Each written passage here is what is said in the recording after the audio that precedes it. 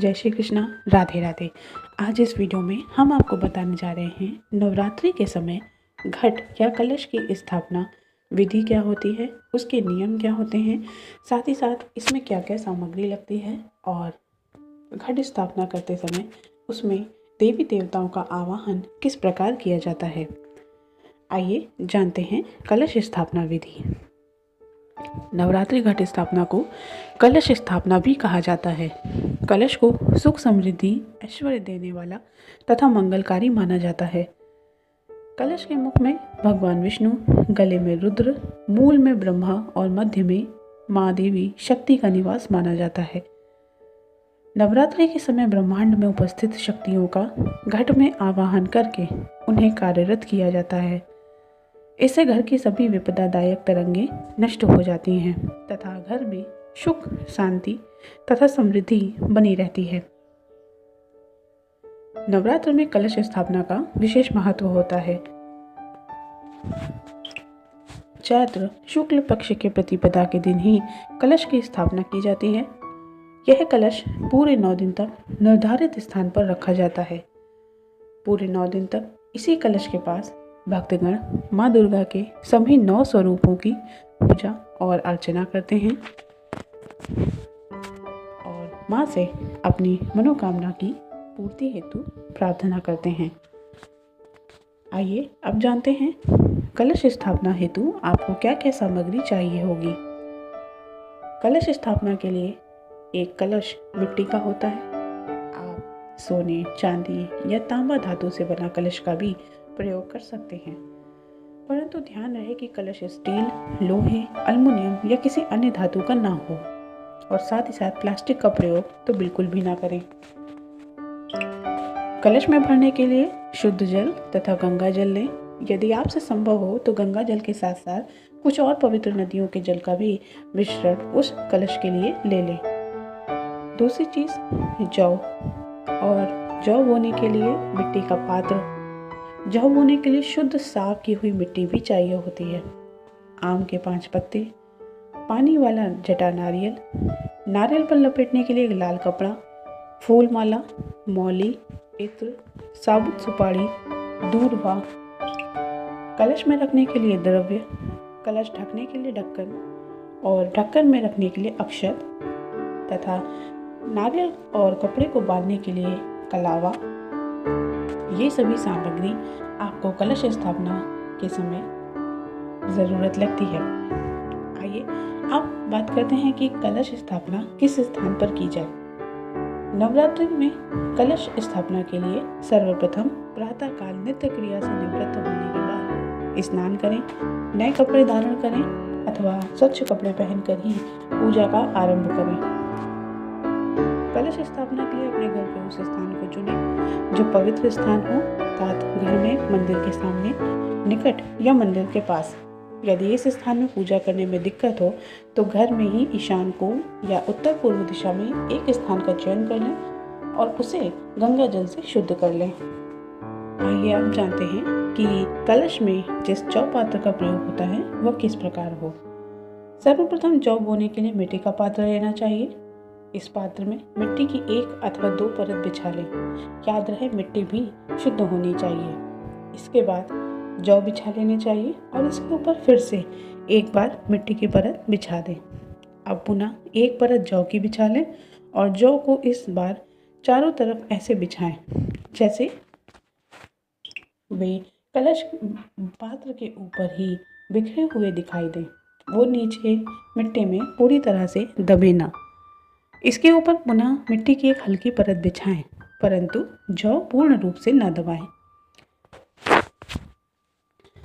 अब देखते हैं कलश स्थापना किस प्रकार हो। अब कलश हाथ में लें, उस पर रोली से स्वास्तिक का चिन्ह बना लें, गले में मौली लपेटें और कलश को एक ओर रख लें। कलश स्थापित किए जाने वाली भूमि अथवा चौकी पर कुमकुम या रोली से अष्टदल कमक बनाकर निम्न मंत्र से भूमि का स्पर्श करना चाहिए।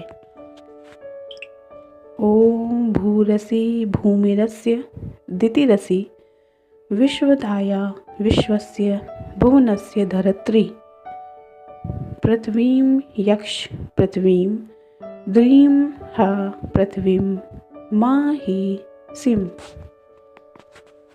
इसके बाद भूमि का आप पैर छुएं, प्रार्थना करें और अपने कलश को उस स्थान पर रखते हुए इस मंत्र का आप उच्चारण करें।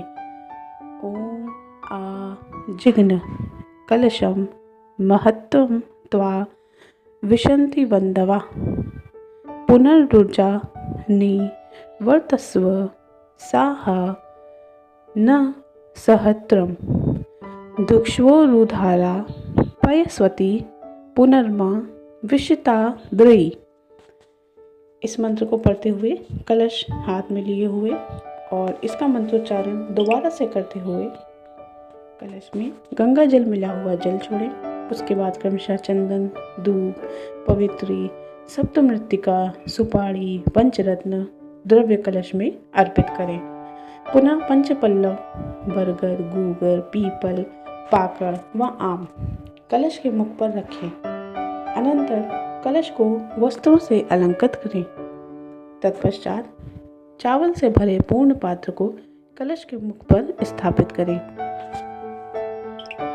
आइए आप जानते हैं कलश पर नारियल की स्थापना की विधि।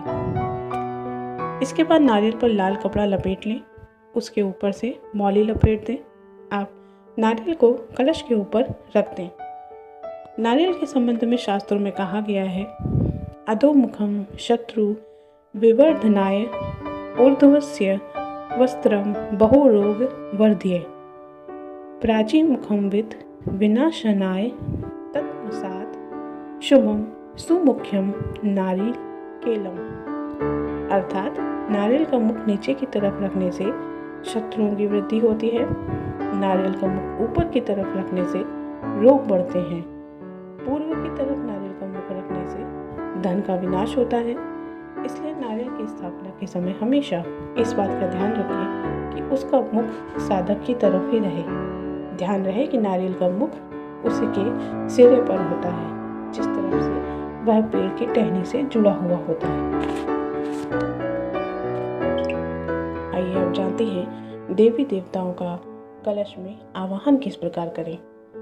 भक्त को अपने दाहिने हाथ में अक्षत और पुष्प लेकर वरुण आदि देवी देवताओं का ध्यान करना और आवाहन करना चाहिए। ओम भूर्भुवः स्वः वरुण इहा गक्ष इह तिष्ठ स्थापयामि पूजयामि मम पूजा ग्रहण। ओम अपा पतये वरुणाय नमः। ऐसा बोलकर अक्षर और पुष्प कलश पर छोड़ दें। पुनः दाहिने हाथ में पुष्प और अक्षत लेकर चारों वेदों, तीर्थों, नदियों, सागरों, देवी और देवताओं के आवाहन करने चाहिए। उसके बाद फिर से अक्षत और पुष्प लेकर कलश की प्रतिष्ठा करें। कलशे वरुणाधावाहित देवता सुप्रतिष्ठा वरदा भवन्तु तथा ओम वरुणाधावाहित देवताभ्यो नमः। इस मंत्र के उच्चारण के साथ ही अक्षत और पुष्प कलश के ऊपर छोड़ दें। वरुण आदि देवताओं को ओम वरुणा धावाहित देवताभ्यो नमः ध्यानार्थे पुष्पम समर्पयामि। इस मंत्र का उच्चारण करते हुए पुष्प समर्पित करें। पुनः निम्न क्रम से वरुण आदि देवताओं को अक्षत रखें, जल चढ़ाएं, स्नानीय जल, आचमनीय जल और पंचामृत से स्नान कराएं।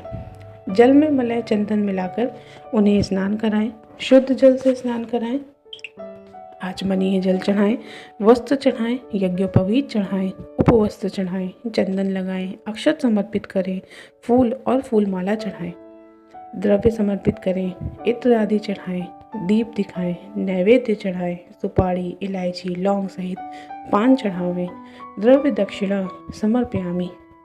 ये करके आरती करें। इसके बाद पुनः पुष्पांजलि समर्पित करें, प्रदक्षिणा करें और दाहिने हाथ में पुष्प लेकर प्रार्थना करें। अंत में ओम वरुणा धावाहित देवताभ्यो नमः प्रार्थना पूर्वकम अहम नमस्कारानम समर्पयामि। इस मंत्र से नमस्कार पूर्वक फूल समर्पित करें। पुनः हाथ में जल लेकर अधोलिखित वाक्य का उच्चारण करके जल कलश के पास छोड़ते हुए समस्त पूजन कर्म वरुण देव को निवेदित करें। कृतेन अनेन पूजनेन कलशे वरुणाधावाहित देवता प्रियंता न मम। इस प्रकार प्रार्थना करके अपनी पूजा का और अपने कलश स्थापना के पूर्ण होने का भगवान वरुण को धन्यवाद करें।